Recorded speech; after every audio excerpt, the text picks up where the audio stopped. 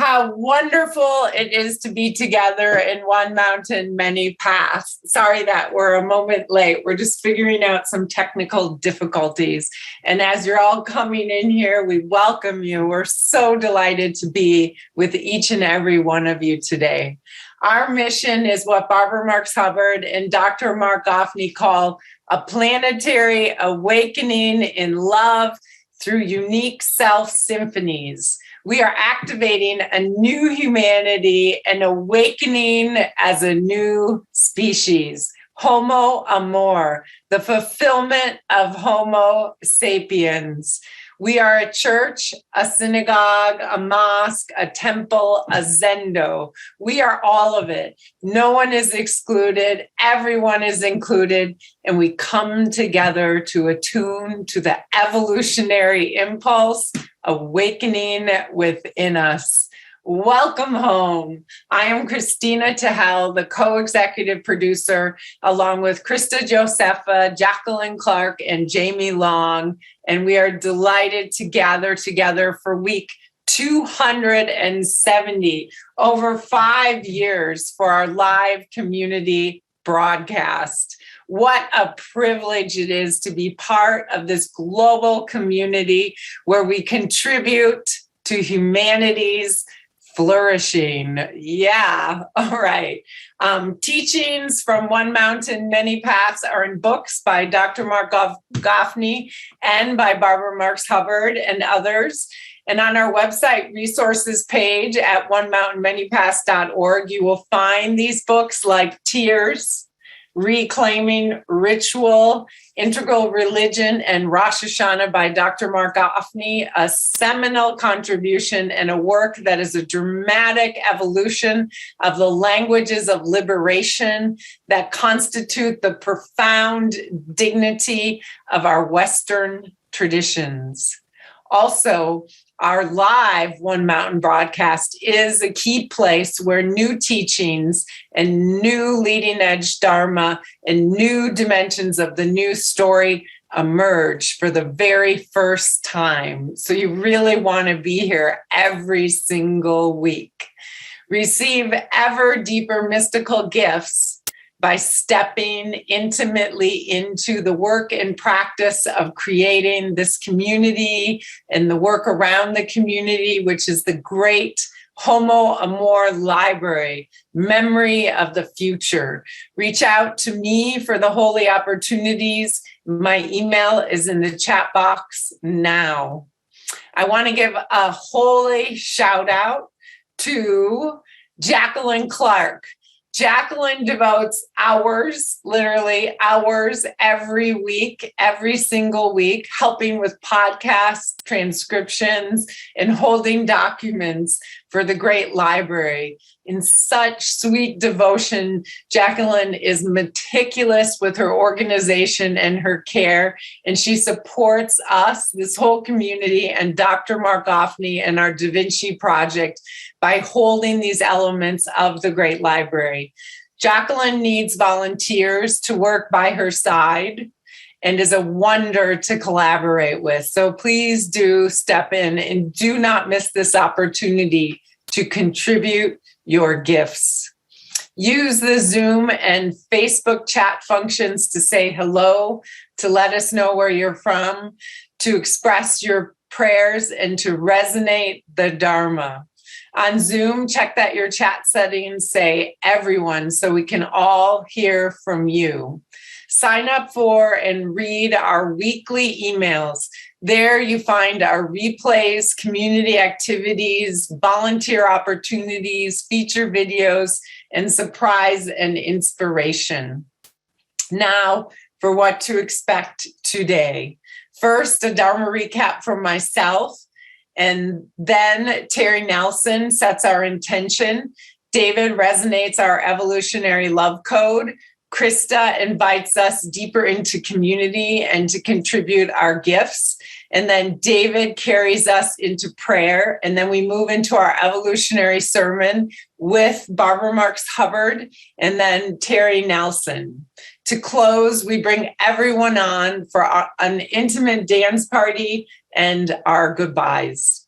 Dr. Mark Offney will not be with us today because he does have COVID.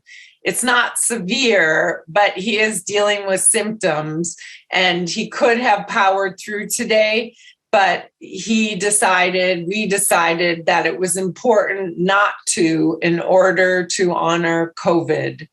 Terry Nelson, a longtime friend of Dr. Mark Offney, a generous supporter of One Mountain, Many Paths, and a scholar for the Center for Integral Wisdom, will give the sermon today. Also, Barbara will take us into giving up being a victim by moving into our evolutionary, unique selves. I welcome all the people who are new or here for just your second or third time. We need you. Know that every week is a standalone and every week builds on the week before.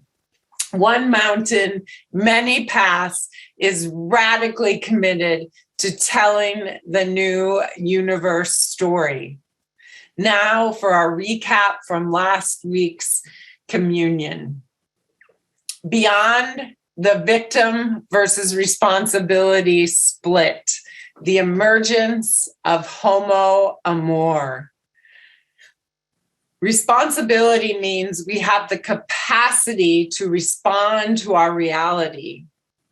Responsibility is a first principle and a first value of the cosmos. Responsibility means to turn fate into destiny.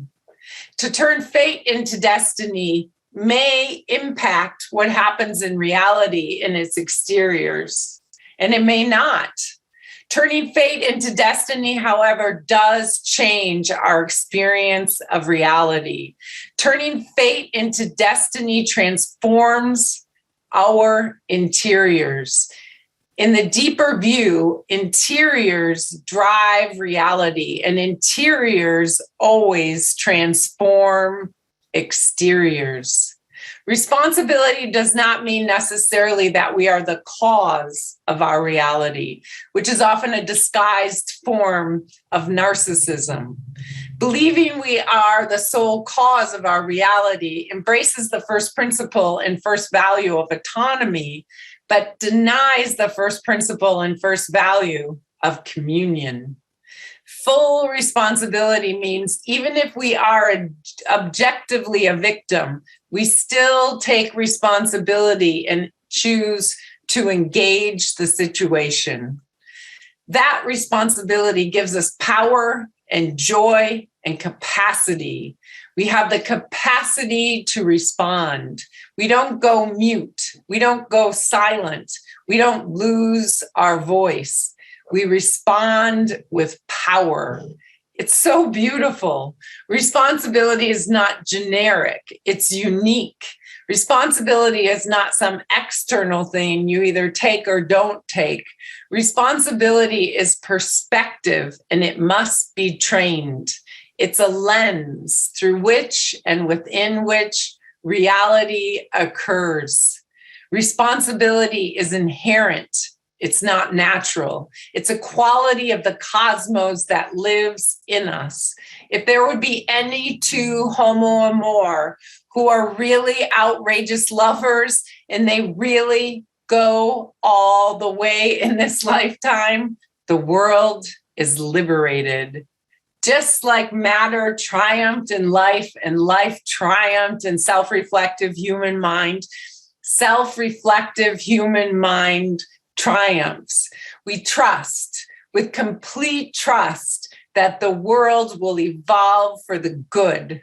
Homo sapiens is fulfilled in a new political, social, spiritual, moral, existential, psychological, embodied possibility, which is homo amor. We are willing to step into new depths, to take responsibility for the source code itself, to actually break through this great conversation, the knowing that utopia is an inherent possibility. We call that the natural expression of the narrative arc of the cosmos, in which the first Big Bang, matter, triumphs as life in the second Big Bang, and the second Big Bang, life, triumphs as self-reflective mind in the third Big Bang.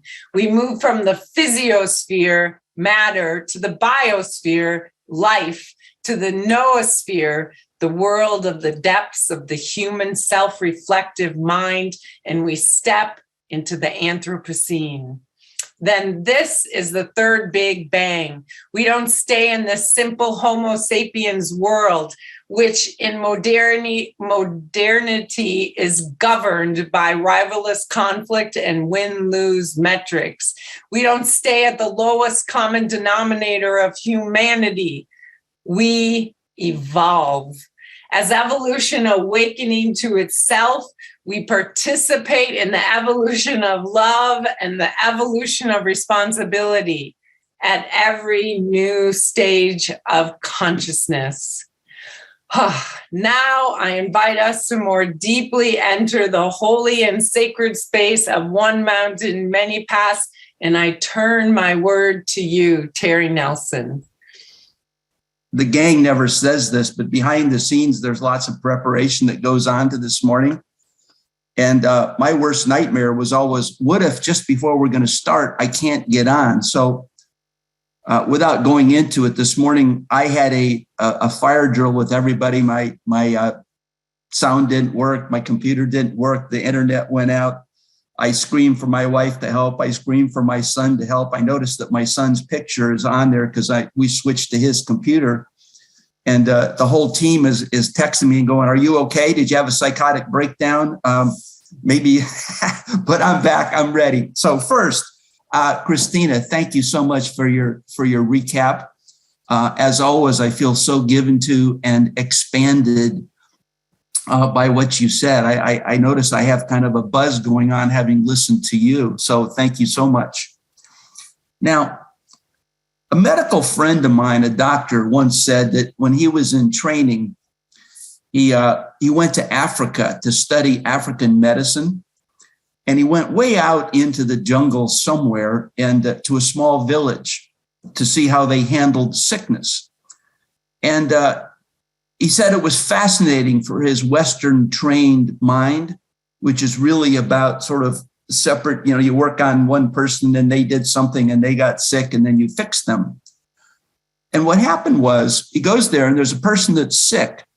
So the village has this person go, stay in his hut or her hut, resting, and they convene a village meeting. All the rest of the village gets together.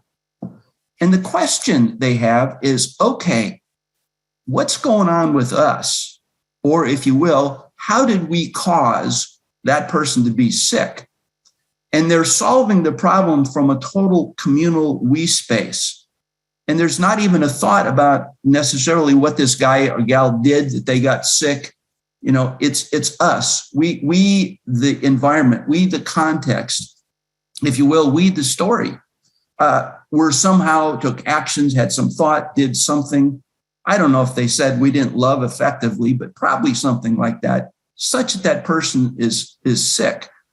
So a total communal responsibility. We are responsible for that person's sickness, and we solve it over here with us, not over there with them.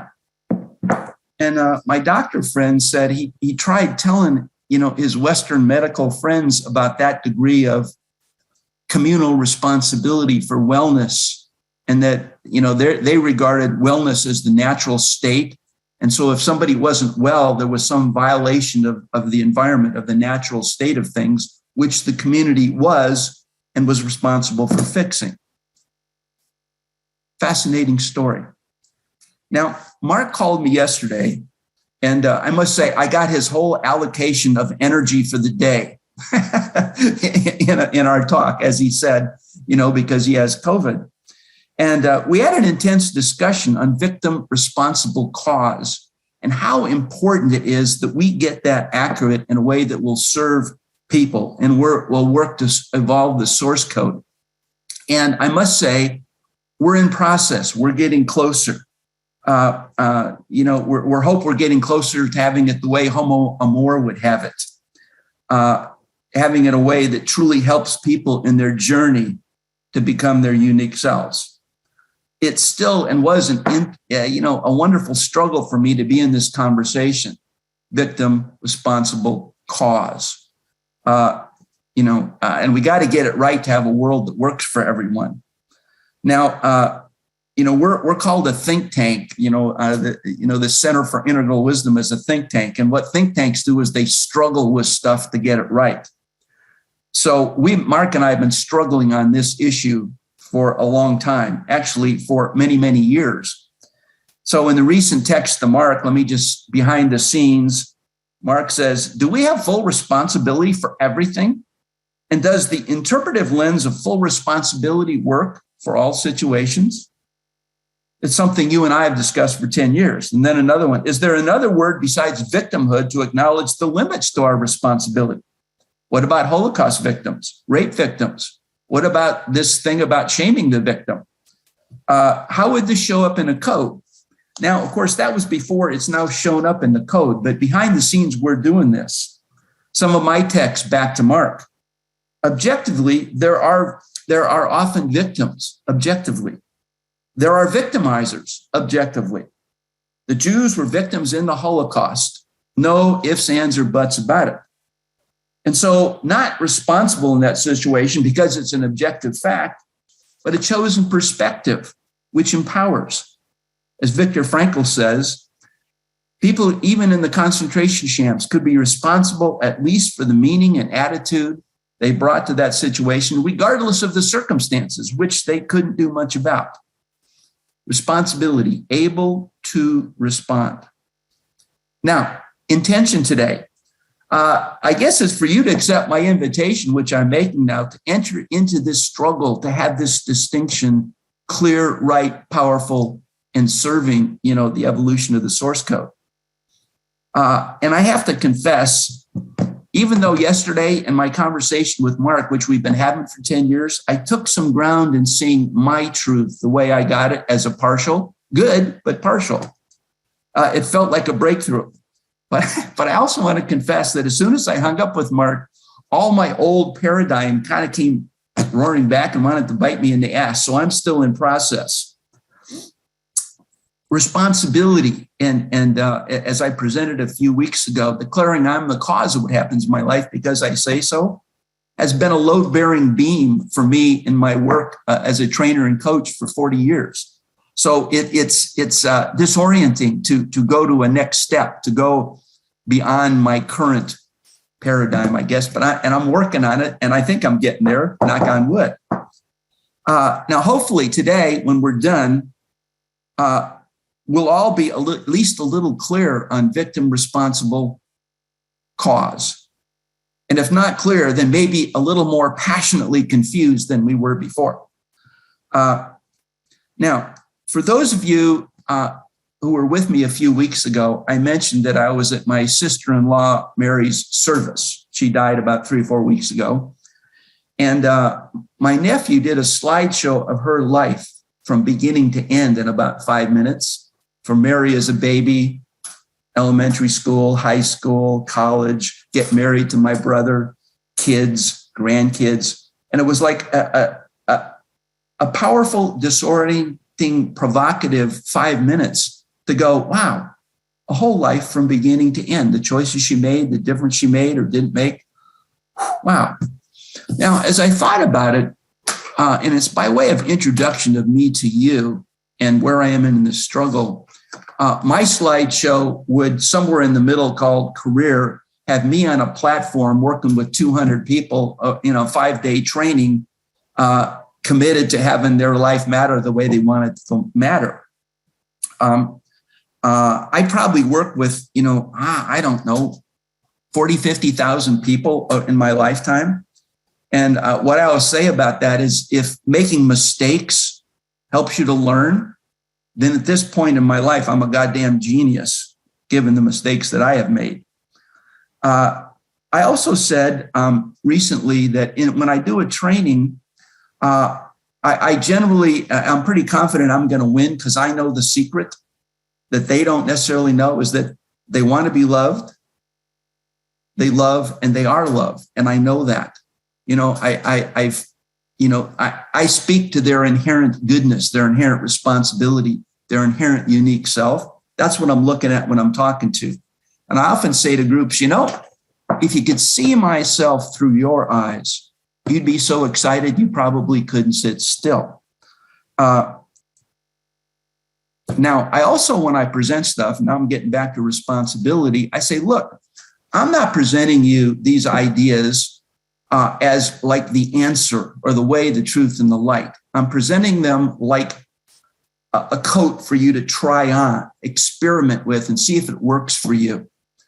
So I'm committed to workability, not so much to having the right answer.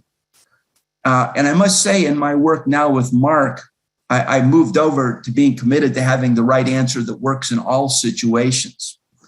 And remember, that I just said that works in all situations, that withstands, onslaught from different people going, what about? It stands tall, it stands true. A few weeks ago, those of you who were with us, I heard me mention this exercise in the LifeSpring training where you get a partnership and one person convinced the other person that some situation in their life where they feel they were a victim. They got to convince the person. And then after they've done that, and most people, 80%, convince the other person that they were a victim. There's nothing they could have done about this. It just happened to them. Then I say to the group, okay, same person, same situation. Now your job is to adopt a different perspective on that. Tell that story from a responsible point of view. Like you set it up to happen just like it happened, parentheses, you caused it. Now, when I present that to people, there's usually a dead silence, like I've asked them to swallow a poison pill. And then we do the exercise.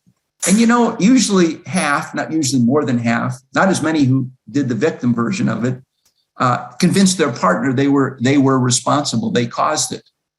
And it is common, I certainly put myself in this category, that once people have seen that perspective taking and the experience that goes with it and the power that comes with it and the relaxation, the shoulders straightening, the pride that comes from adopting that perspective, people get giddy.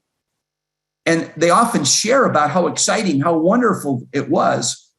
Now, the people who didn't get off of being a victim, they didn't really get into it 100%. And I tell them, just get off for a few minutes, then you can go back to being a victim right after. They listen to these people with their experience and going, wow, like they're crazy. I was talking to Tom Goddard, who you may be familiar with, and he's done the LifeSpring training, and he himself said, that exercise changed my life. That was the most powerful thing I did. Wow. Now, having said that, I'm going to come back to that in a little while and tell you some of the problems with that I see with my stand about responsibility in the way I got it.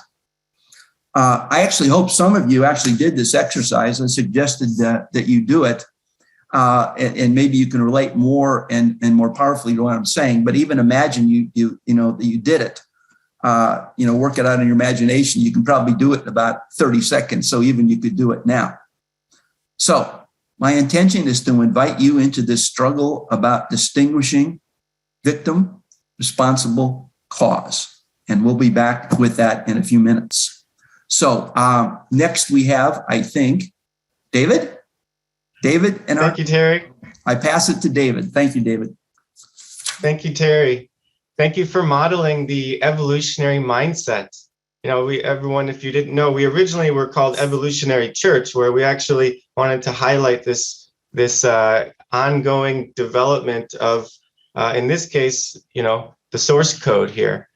And today we have an evolutionary love code, as we call it, that actually encompasses where Terry and Mark and the community has gotten until this point. So I'm going to read through the code. It's a little bit lengthy, so follow along as best you can. And then later, Barbara, our beloved Barbara, is going to be talking a little bit about, in her sermon, about a piece of this code in an earlier version. And then Terry is going to bring us into a workshop. So stick around and you'll feel we're going to be shifting the source code here together. So this week's evolutionary love code. A manifestation of the global intimacy disorder is the embrace of victimhood and the avoidance of responsibility. Love and responsibility evolve in tandem at every new stage of consciousness. We participate in the evolution of love, even as we participate in the evolution of responsibility. Love and responsibility are first values and first principles of the cosmos. There is no split between joy and responsibility. We are not naturally good. We are inherently good. Goodness must be trained. Training goodness is ecstatic joy. Victimhood, on the other hand, is natural. Victimhood tends to be our default mode. Responsibility is not natural. Responsibility is inherent. It must be trained. Training in responsibility is ecstatic joy. Responsibility means I have the capacity to respond, as Terry was saying, to my reality and to turn fate into destiny. To turn fate into destiny may impact what happens in reality in its exteriors, and it may not. Turning fate into destiny does change my own experience of reality. Turning fate into destiny transforms my own interiors. In the deeper view, interiors drive reality. In the deeper view, interiors always transform exteriors. Responsibility does not necessarily mean that I am the cause of my reality. To believe that I am the sole cause of my reality is often a disguised form of narcissism. To believe that I am the sole cause of my reality embraces the first principle and first value of autonomy, but it denies the first principle and first value of communion. To believe that I am the sole cause for my reality is not eros, but it's pseudo-eros. And finally, responsibility, it's not generic, it's unique. I am responsible for playing my unique instrument in the unique self symphony. There are no pure victims in the unique self symphony. Responsibility is not something external which I either take or don't take. Responsibility is a perspective. It is a lens through which and within which reality occurs. So with that, it's my honor to turn my word to Krista to invite us to step in. Krista. Thank you, David, for the beautiful resonance of the code. And I have the pleasure here every week to invite all of us to activate ourselves to become this Dharma, to become Homo Amor, and to enact this Dharma in our unique corner of the world.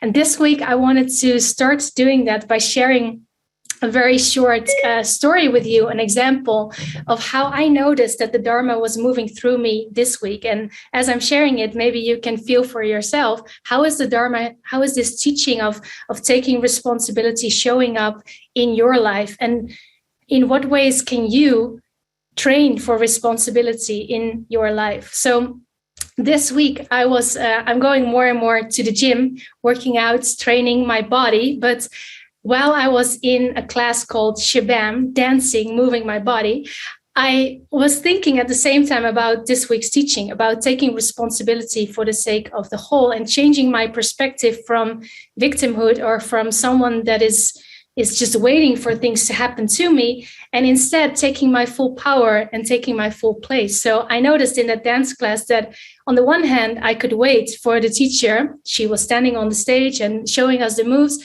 and she is the one responsible for the class. And she's the one that has to enliven us and energize us and bring her full energy and make sure that the class is amazing. So on the one hand, I could just follow her lead and just do the moves a little bit.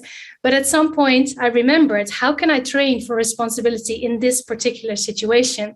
And then I could feel this full power searching through me. And I could feel as if I was the teacher at the same time, as if I was responsible to light up that whole room and to open that whole room with my full power. So in that whole hour, I was shifting between two perspectives, because the mind and the voices, they come back and they say, oh, I'm too tired now. I'm already doing this for 30 minutes. Now I can just relax.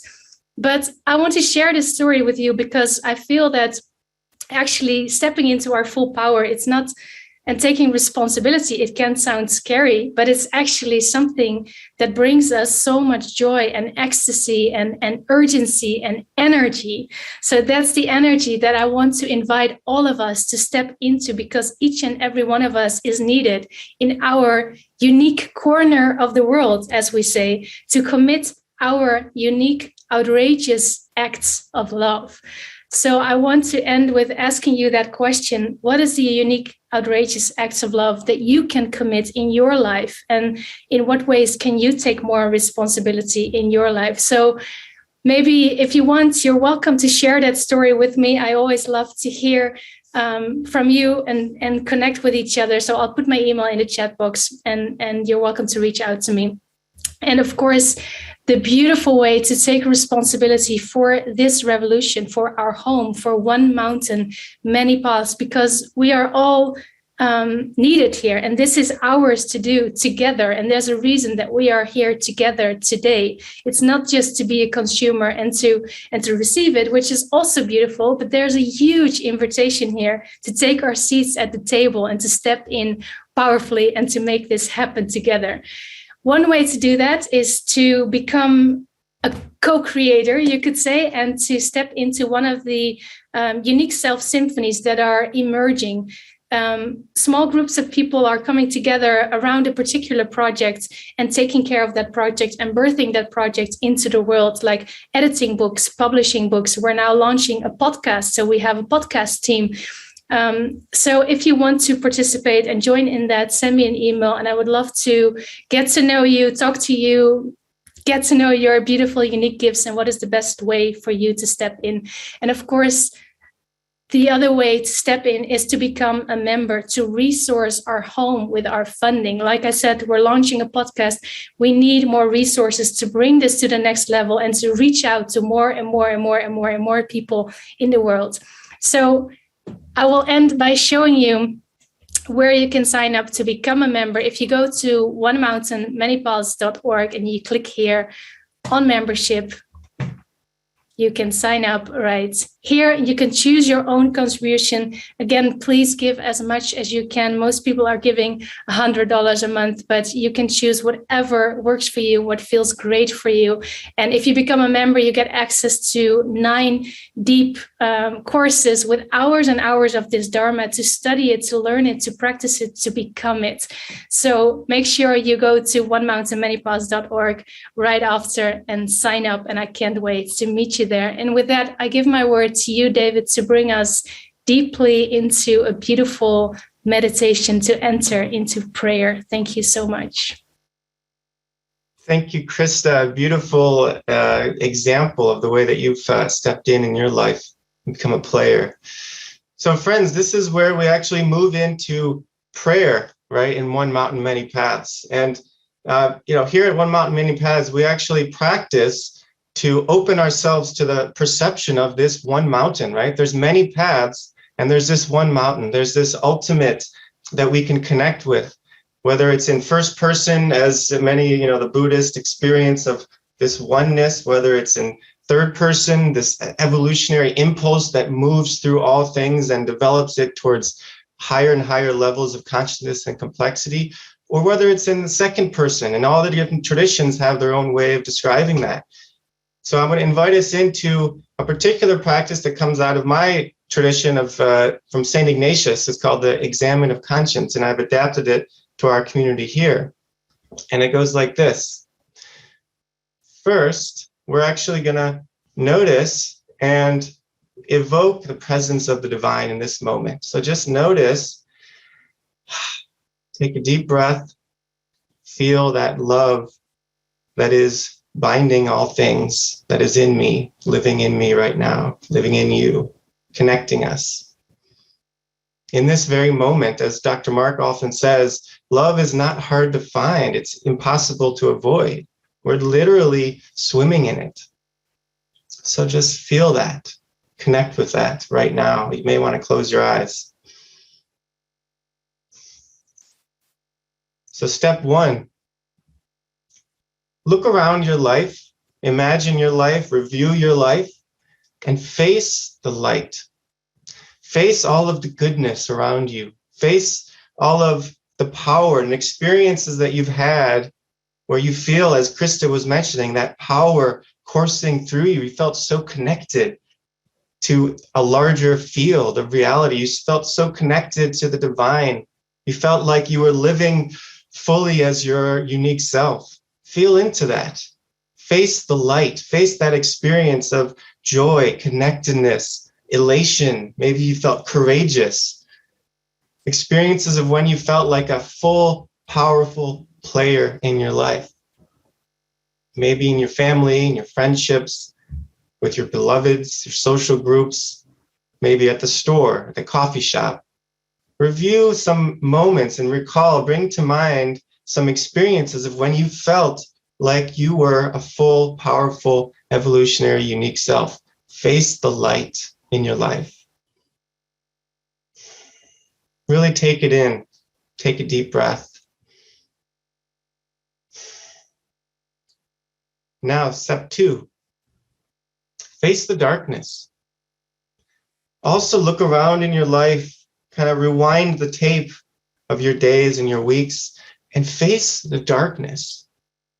Recall experiences in your life where you felt separate, isolated from all that is.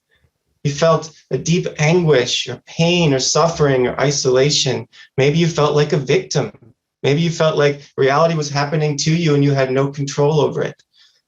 Maybe in your family, your friends, your beloveds, your social groups, at the coffee shop, on the street. Recall some examples of where you felt the darkness of life. And allow that to enter into your experience. Really face it fully and breathe into it. Step three. Now return to the light. Face that light once again. Recall those experiences of light, of connectedness, and face the darkness as well. Feel into that darkness. Face all those contractions and isolation, and hold them both within your mind. Hold them both within your heart. Hold that paradox. Notice the holy and the broken hallelujah that's present right now. Step four, offer that paradox to the infinity of intimacy. Surrender it to God. Surrender it to the mystery that moves the universe. Surrender it up. Find a way to access a higher level of consciousness where you actually don't know at this moment what all that means. Now, from that experience of facing the paradox, holding the paradox, and surrendering, we're going to go into the holy and broken hallelujah. And as this music, this beautiful music actually continues to evoke this presence, let the prayer arise out of that surrender, out of that mystery. So what is the prayer that you want to invite? What is the request of the universe that you want in the next moment, which you still have control over? So as we go into the holy and broken hallelujah, feel that prayer emerging and write it in the chat box. During the song, just write, I pray for myself, for my people, for the world, for all of reality. Bring us inside for the holy and broken hallelujah, Christina. Holy and broken hallelujah. There was a secret chord that David played, and it pleased the Lord. But you don't really care for music, do you? It goes like this: the fourth, the fifth, the minor fall, the major lift, the baffled king composing hallelujah.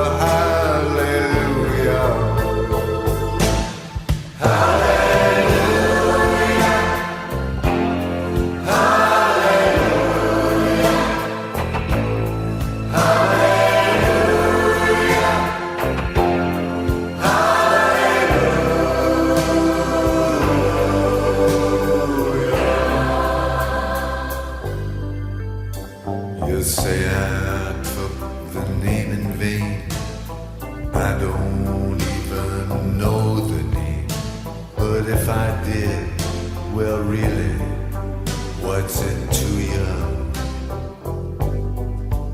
There's a blaze of light in every word. It doesn't matter which you heard, the holy or the broken. Hallelujah.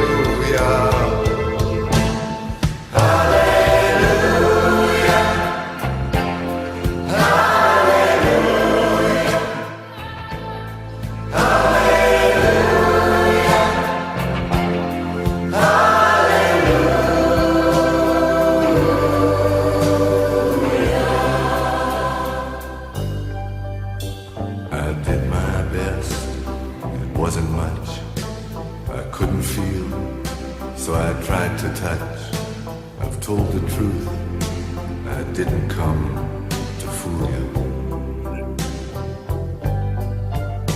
And even though it all went wrong, I'll stand before the Lord of Song with nothing on my tongue but hallelujah.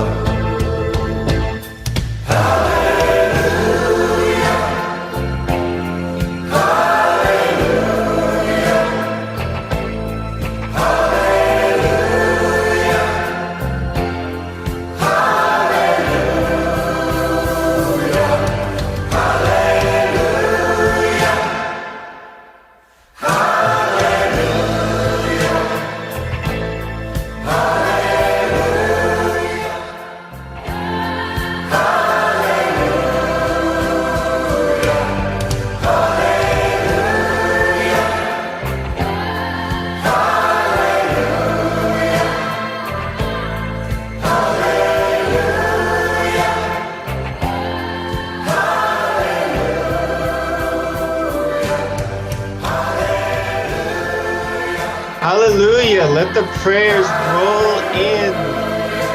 Feel all those prayers resonate together. Beautiful intentions, beautiful requests of the universe. And we lift these prayers up to the sky as we invite Barbara to step in and speak the word on victimhood. Barbara. So my sermon today is building on what Mark has given us as the code to give up being a victim when victimhood is a lie. It's not true. To not take less or more responsibility is the key to the evolution of love. If I take more responsibility, then I have to react. And if I take less responsibility, then I can't go within and see what actually does need to be healed inside me. And so I'd like to share how it is that I actually do this myself. And I have a phrase that has been extremely helpful to me, which is to go the whole way in this lifetime. And there's a double entendre in that. One is, of course, to give everything that is your unique expression the whole way in this lifetime. You leave nothing out that you are here to express. And whenever you feel victimized, I look within to see, is there more in me in precisely this particular place in which I'm being criticized? Is there something in me that could arise so strongly? Because I have been victimized, but I find within myself a strength around that. For example, loneliness. If I feel loneliness, I'm not going the whole way because I need to look inside to see where the oneness is, where the connectivity is, where I'm part of the source of creation and everybody in it. So the loneliness is a trigger in myself, in ourself, to overcome that pain. And every single place where I may or you may feel a victim is actually a space for you to discover your wholeness in so doing. And in my own work, I've had a series of selves that are responding particularly close to Marx in some ways.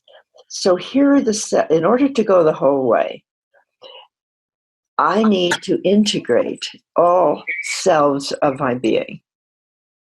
Otherwise, there's a space for this victimization to come in. And in my language, the three selves that I have been working to integrate, one is a local self, which would be the separated self, the separate self that doesn't feel connected to anything, but even worse, tends to be critical of almost everything that happens to me. It's the inner critic.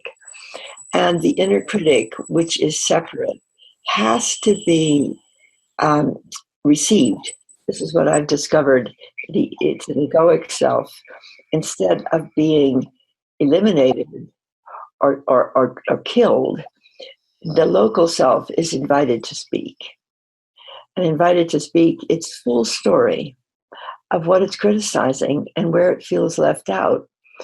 And what part of me is hearing the local self say that is what I've called the essential self. And I think that's very close to the unique self. The essential self is the true essence of my being as I now am. And it's a self that has the soul in it. It has the impulse of creation in it. And when that self listens to the separated self, it can listen to it without being victimized. And this is a big point of not being victimized, is not being self-victimized by self-criticism. I would say the greatest victimization that most of us have is being criticized by that part of ourself that is disapproving or left out or distressed.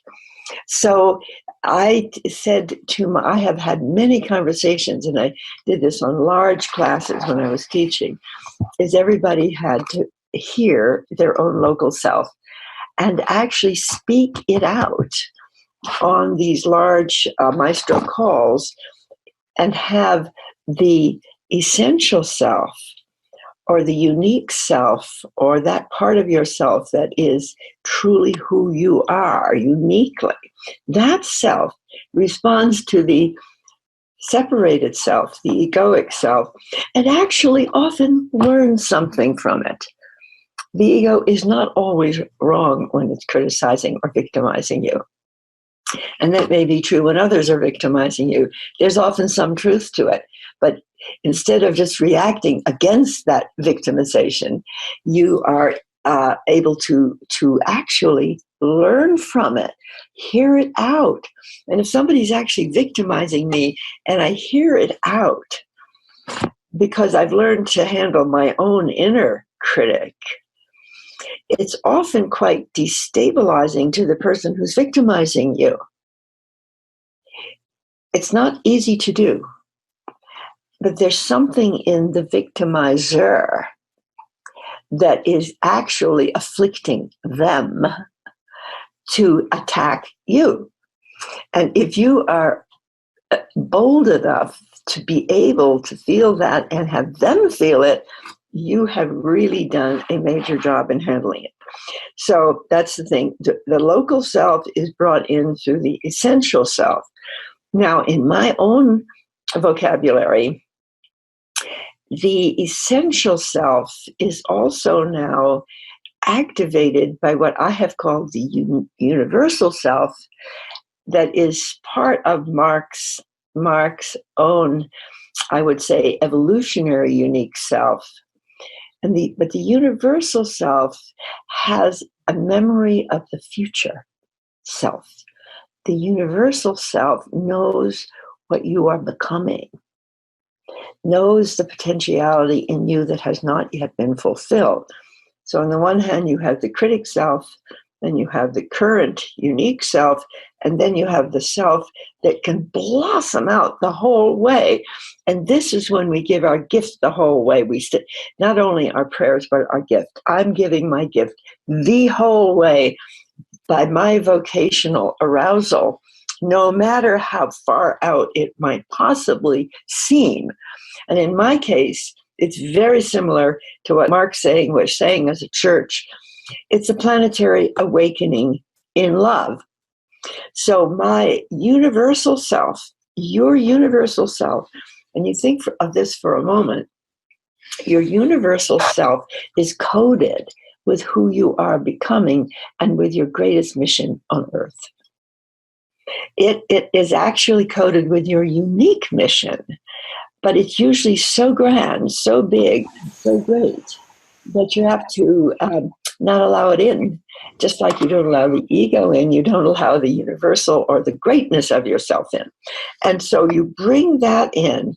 And what happens, Mark, for me, is that the whole self appears. Right. And the whole self is able to give up being a victim. And it's able to give up being victimizer. And it's able to evolve itself in love. So first, in a recent note to Mark, preparing for today, I should put my cards on the table, but here's what I told Mark, and this fits into what Barbara was just talking about. I said to Mark, I can't explain it, but I sense, 1, I'm the cause of everything. 2, I am responsible for everything. 3, my every act of authentic goodness and love moves the universe. 4, my becoming evolving to homo amor is everyone's becoming evolving to homo amor. So I got to confess, that's one way I have responsibility in a meta sense. So in the universal scheme of things, I think we are the cause. Now, back to more like our everyday life. How do we handle that? First, we are pretty sure, as Barbara said, that living from the perspective of being a victim severely limits our possibility to become homo amor. We're pretty clear on that one. Now, when I go back to this training exercise I told you about, tell your story as victim, tell your story as responsible. I usually say, okay, and people, for those dramatic, traumatic stories, rape, incest, physical abuse, those dramatic things, don't use those. They might be too much. Pick something else as your story. You got fired, you got divorced, they didn't pay you the money back. Pick one of those. Because I'm not a therapist, I'm not a psychologist, and if telling the story this way will overwhelm you with guilt and sadness and shame, pick another story.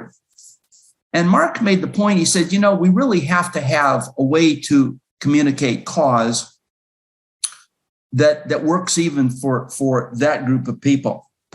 He also pointed out to me one of the problems, and I say this to all of you, I've probably, trained 40 or 50,000 people in my lifetime. And the one thing that's unique about the people I have trained is they've all chosen to be in the training. They've all chosen for me to coach them. They all have probably a little sense of their inherentness that they want me to help them with. Now, that makes them a very selective group. Probably doesn't make them the majority. So that as we come up with our code on causality, we have to have a way of speaking of it that works for everyone, that's unassailable. And this cause notion can be a minefield. Now, generally in the world, people in their everyday lives are responsible in the sense that they're able to respond. That understanding seems to be true and helpful. To claim as an objective truth that people caused what happened in their life is probably neither true nor helpful for most people. And that's the notion we're working on, right now. When I say responsibility, the way I've had it for years is a structure of interpretation in which I declare that I'm fully the cause of what happens in my life, including actions, thoughts, feelings, resulting events. It is not an invitation to a new belief or the truth, but an invitation to choose a perspective. And this is what, if you listen to Krista earlier, she said this, as if it were true. Those are the words Krista used, and we didn't communicate, but she said, I operated as if I was fully responsible, as if I was the cause, while being aware at the same time that it may not be true at all. To choose that perspective of upping your life game, of putting yourself in the driver's seat, will support your inherent commitment to have it matter that you lived. Try it on like a coat, not like the way, the truth, and the light. Now, a few weeks ago, I mentioned that Sartre, the existentialist, postmodern existentialist, says responsibility is to be the uncontested author of an event, authorship. To be aware of responsibility is to be aware of creating oneself.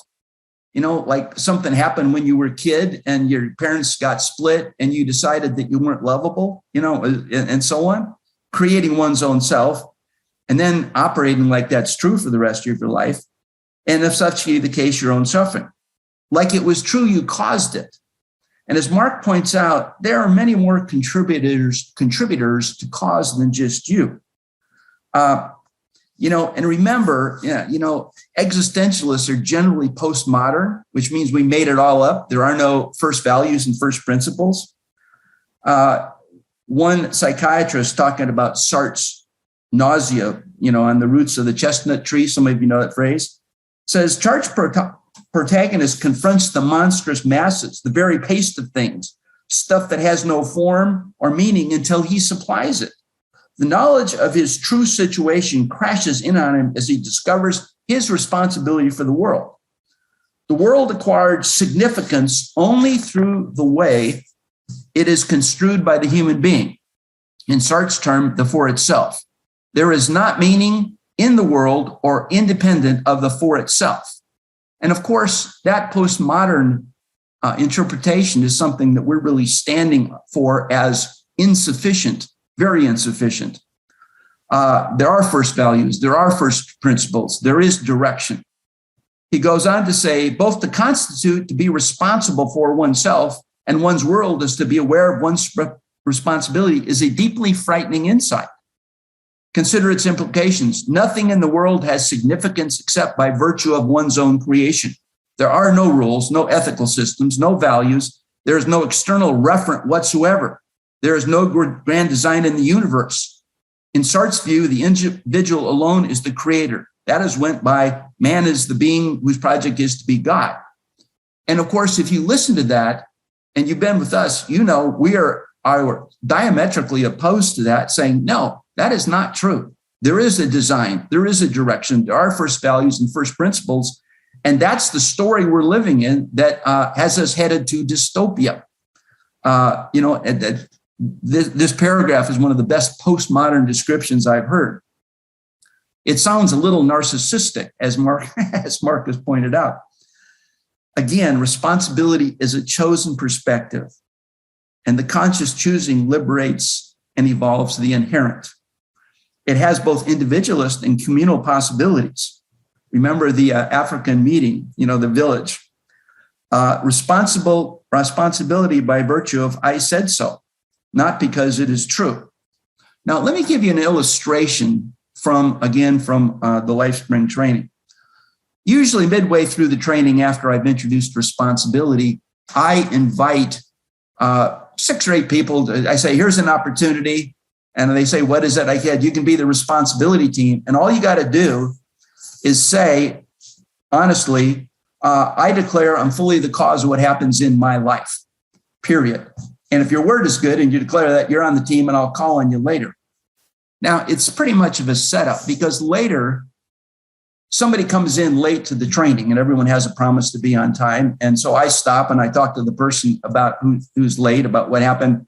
And then I say, okay, responsibility, stand up. And since they've declared themselves the cause, they're now open to looking and being asked questions that aren't considered at all if they're a victim. So I ask, did you cause that person to be late? And they look at me dumbly like, no, of course not. Well, wait a minute. Didn't you say you were the cause of what happened in your life? And they look at me confusedly and they say, well, I'm responsible for what happens in my life. And I say, well, where's your life? And inevitably they point at themselves. This is my life over here. This skin bag, me, not me. And I say, okay, well, so that's how you got it. Your life ends there with you, this isolated, separate self, this individual. But do you notice whose training is now stopped? Your training is now stopped while this person is late. And at some point, people go, okay, I start asking them questions like, why did you cause them to be late? How did you cause them to be late? What was your purpose in causing them to be late? Not coming from, it is true that you caused it, but if you say so, then your mind is open to looking at opportunities for you to act, opportunities for you to have a world that works for everyone, in this case, in the training room. And also to look at where you decide your life is, is it here or is it wider and out there? And so there's great opportunity, great possibility in dealing with people who are strong enough to say, I declare I'm fully the cause of my life, and act like it's so, knowing it's probably not, but putting on that mantle to examine and to inquire, and it takes some courage. But as I've said earlier, and you've heard from Barbara and from in the code, there's great joy in looking there. People stand up giddy as they look at that possibility. Now, I want to point out that we as human beings are thrown to finding causes. We want to know what caused something, cause and effect. And if you ever study cause and effect, it's a tough, it's a dicey proposition to figure out cause and effect. I used to do this exercise where I would have people, like 6 people on the stage, close their eyes and then have them get shoulder to shoulder together. And then I give a person on one end a little nudge and they bump into the next person, next person, next person. And then I'd have them spread apart and I'd say, well, okay, what caused you to move? And it was, well, that person did. Well, no, it wasn't that person. It was the person next to him. No, it was Terry pushing him, and cause becomes effect, becomes cause, becomes effect. But yet we still in life want to find cause and effect, especially for bad stuff. Some of you are aware of this recent Michigan shooting where a 15 or 14-year-old kid went in and killed several of his classmates. And we want to know what caused that. And now his parents have been charged with being the cause because they let him have a gun. And I noticed today in the paper, now the school is being sued because they must have caused it with the guidance counselor because they didn't see it. And, in that situation, then it must be the gun manufacturers that did it. And as you look at that, cause leads on to, maybe it was, we should have the parents be there because they didn't love those parents as well as they should have been. So this kid didn't feel like he had to go shoot somebody. Or maybe we all as society ought to be sued, because we're the ones that have the laws that, allow guns to be in homes. So maybe it is us. Maybe I did, maybe I'm in that. Now, that probably is having you be passionately confused more than we were at the beginning. But let me, because we're we're going into our schedule, and let me close with 2 points.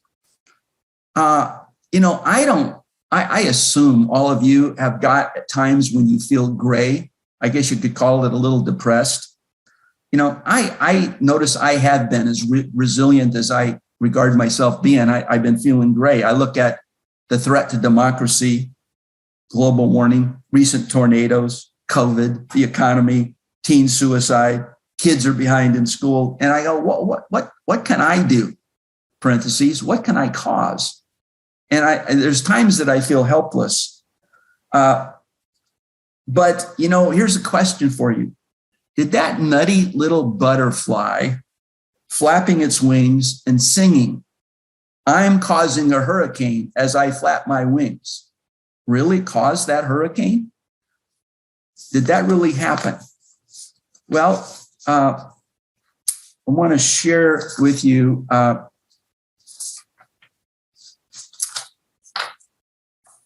recently, I decided to do what I could do. So yesterday, I held the door open for the grumpy lady at my health club.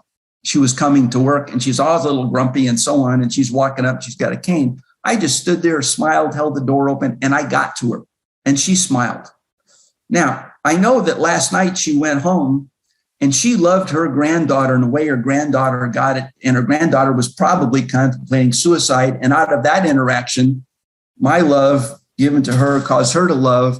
And then the granddaughter didn't commit suicide, but decided to go and make a difference in the world. And the granddaughter, years hence, became a great loving mom. And then her daughter, because she was loved so well, grew up and became fully homoamore and created Utopia. All because, you know, the ripple I started from loving this grumpy lady that's not easy to love.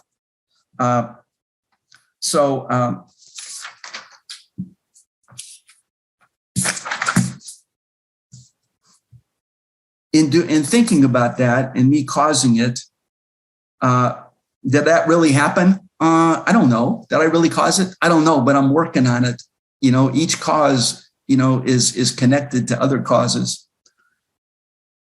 Maybe the fish or meat I didn't eat is going to cause the environment to clean up. Maybe the trash I didn't throw in the ground will have a ripple effect and clean up the environment. Maybe the gas or coal I decided not to use or let us use, maybe. In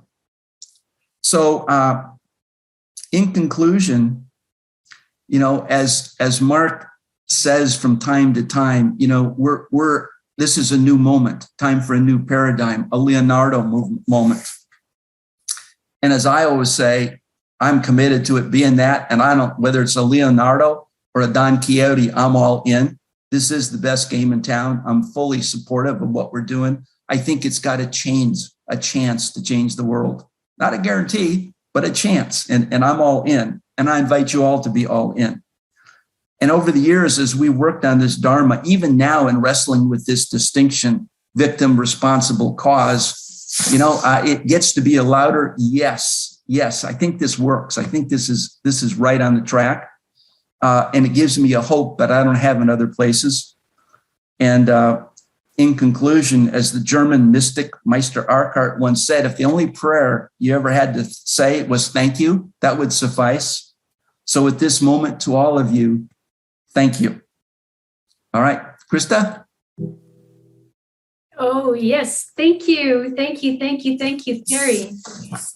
I love everything you said. And most of all, I love how you brought back the joy of taking responsibility and the joy of feeling our power together. So if it were true that we together here can actually cause a hurricane of outrageous love to cascade all over this planet Earth right now here together, why wouldn't we just decide, choose whatever, to take responsibility for that right now? So we're going to end with music today. And as always, we invite you to come on. So that means technically that you will be promoted as a panelist. So if you want to participate, please click yes and turn on your video so we can all see each other. And it's really great if you change your view to gallery view so we can see this beautiful, unique self symphony coming online. And as we are singing a more outrageous love together, let's do it consciously and really bring in our full power. And maybe you're lying on the couch and you're just lazy listening in. Maybe you want to get up and dance a little bit and really bring your voice and bring your all, because it is you that is causing this outrageous love all over the world right now.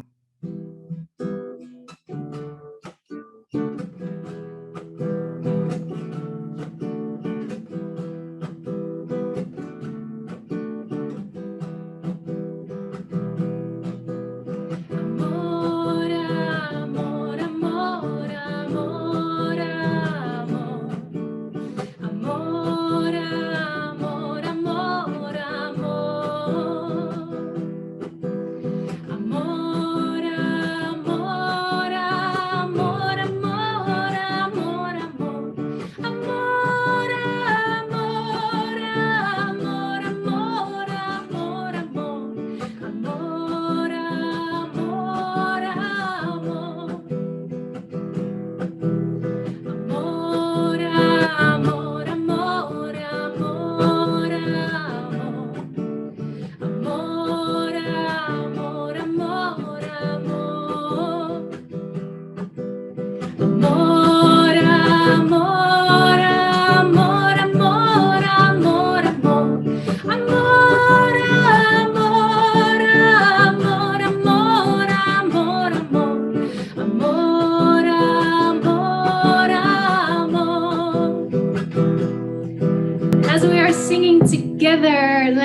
actually sing it one more time.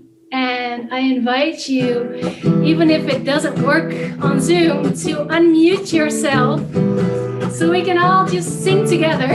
Amor, amor, amor.